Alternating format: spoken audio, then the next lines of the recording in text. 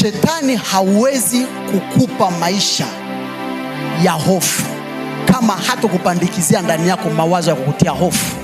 Hawezi kukuletea maisha, hawezi kukupiga kwenye umasikini kama kwanza hata kuletea mawazo ya kimaskini. Hata kupa muovu, hata kugerageza kwenye maisha ya kushindwa kwanza kama hata kupa mawazo ndani yako yana reflect au yanaofunua kushindwa. Kwa hiyo kama mawazo yako ndio yanaamua future yako, shetani aende mbali, anaenda kwenye mawazo yako. Kuna vitu ambavyo atakuaminisha ni kawaida yako. Kuteseka na vidonda vya tumbo ni kawaida yako. Kuteseka na magonjwa fulani ni kawaida yako. Wewe kukosa hela ni kawaida yako. Kwani nyewe kuwa maskini ni kawaida yako. Kwa nini?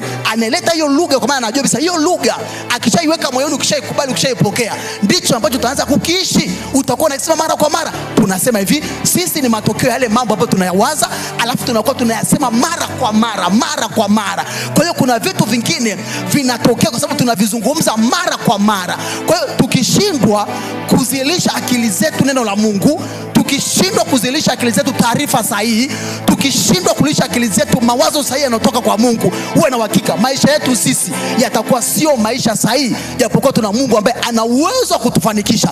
Kwa hiyo mwovu anaenda wapi? Anaenda kwenye akili yako, atakuletea mawazo, atakuletea mashinikizo. Utaanza kuzungumza hivi, mimi bora tu nife, mimi niko hivi na hivi, ndio hali yangu mimi nilivyo, ndio kaida yetu sisi. Kwa hiyo anakuletea ile lugha kwa sababu anajua ile lugha inamzuia Mungu asiachilie nguvu yake ya kukuchomoa poliponasa.